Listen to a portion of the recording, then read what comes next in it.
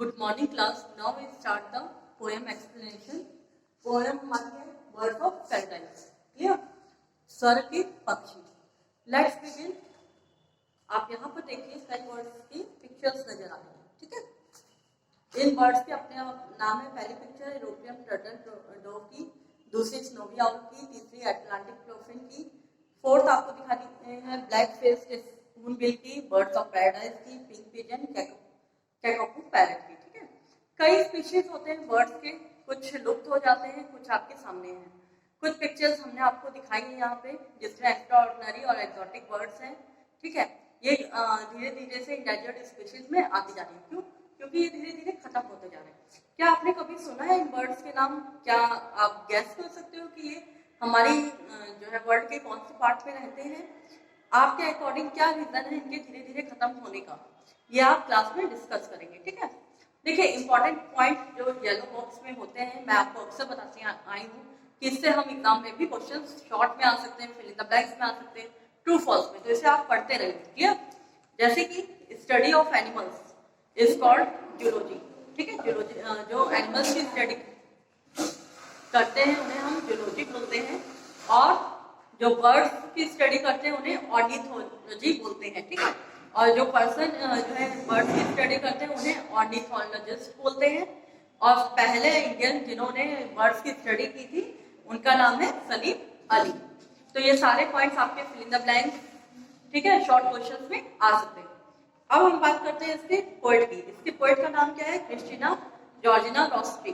ठीक, इनका बर्थ हुआ है 1830 में और डेथ हुई है 1934 में. ये एक इंग्लिश पोएट है और ये इन्होंने काफी रोमांटिक, डिवोशनल और चाइल्ड पोएम्स लिखी हुई हैं. ये फेमस है अपनी राइटिंग के लिए ग्लोबल मार्केट एंड रिमेम्बर. ठीक है, अब हम बात करेंगे लेट्स रीड की. The best and most beautiful things in the world cannot be seen or even touched, they must be felt with the heart. जो हेलन केलर है वो कहते हैं कि जो हमारे अर्थ की बहुत ही सुंदर चीज है वो कभी भी हम जो है हमने देखी नहीं है, सिर्फ उसे टच भी नहीं कर सकते, सिर्फ हम उस खुशी को अपने दिल से महसूस कर सकते हैं. Read the poem about the birds of paradise which are known for their unique and exceptionally beautiful. अगर यहाँ पे हम क्या इसकी बात करेंगे? बर्ड्स ऑफ पैराडाइज की. ठीक है, ये काफी यूनिक होती हैं और इनके पास बहुत अच्छी सुंदरता होती है. क्लियर? यहाँ पे हम बात करते हैं हार्ड वर्ड की. एक ही हार्ड वर्ड है यहाँ पे, can you explain? Rhythmic metallic noise made by the wings of the birds.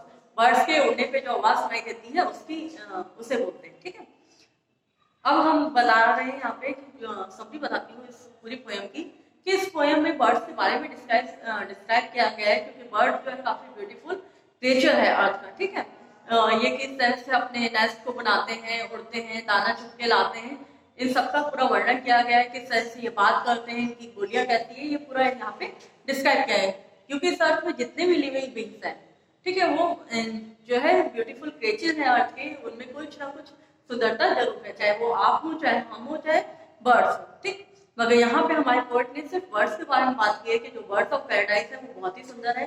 किस तरह से वो उड़ती हैं, किस तरह से वो दाना चुग के लाती हैं, किस तरह से वो अपना नेस्ट बनाती हैं, ये सब बारे में इन्होंने यहाँ पे डिस्क्राइब किया है. Golden wing, silver wing, wing with flashing flame. वो कहते हैं बर्ड्स जो है, सारी बर्ड्स एक जैसी नहीं होती है, सब अलग अलग होती है. किसी के विंग्स डिफरेंट होते हैं, किसी के गोल्डन विंग होते हैं, किसी के सिल्वर विंग होते हैं.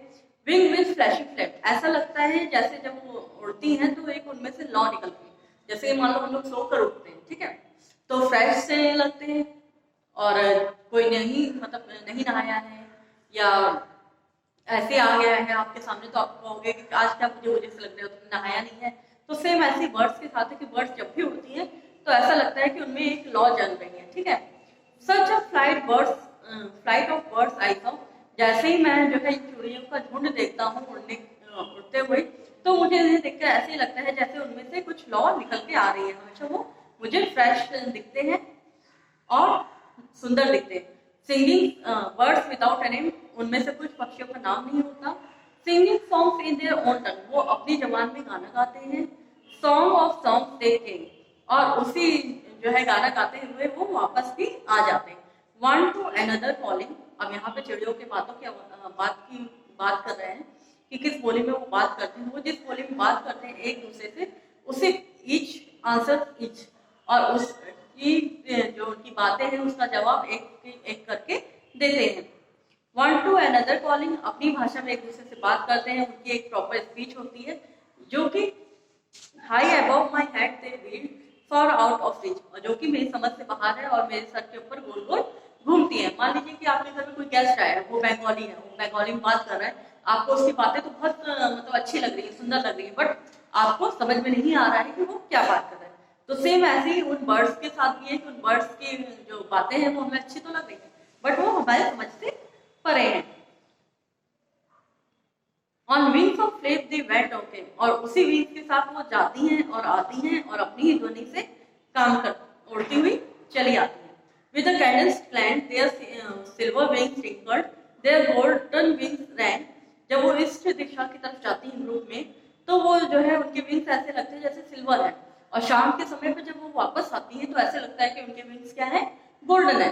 क्योंकि देखिए शाम के समय आपका सूरज डूब चुका होता है, तो ठीक है, और उनको कोई ये नहीं बताता कि आपको किस समय पे वापस आना है। उन्हें पता है कि जैसे ही सूरज उगता है, उजाला दिखाई देता है, उन्हें वहां से निकल जाना है और शाम होते ही उन्हें वापस आना है। The wind it whistled through their wing, और जो हवा है उनकी जो है परों से फड़फड़ाते हुए जाती है, तो ऐसे लगता है जैसे कि वो सीटियां बजा रही है। Where in heaven they sang, और ऐसा लगता है स्वर्ग में वो गा रहे हो। They flashed and they darted away from my eyes, वह भड़क गए हैं और तेज तेज आवाज आने लगती है और मेरी आंखों के सामने से वो निकल जाते हैं।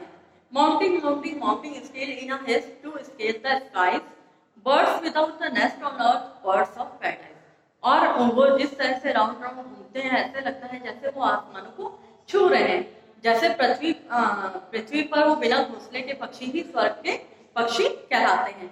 मानो जैसे कि हमें पैराशूट दे दिया जाए, ठीक है, या कोई ऊपर से नीचे फेंक देकर, या आप वो देखते होंगे माउंटेनिंग वगैरह, तो उसमें आप एक तरह से तो आसमान में उड़ते हैं, ठीक है, थोड़ी देर वो आपको खुशी देता है, मगर आपकी जो असली खुशी है वो पृथ्वी के ऊपर अपने घर में आने पर ही होती है, ठीक है।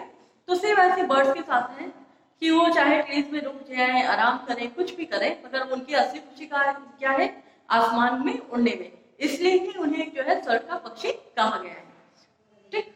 तो आई होप आपको ये पोएम अच्छी लगी होगी और बर्ड्स के बारे में आप बहुत कुछ समझ चुके होंगे। Thank you class. कुछ पूछना है तो आप व्हाट्सएप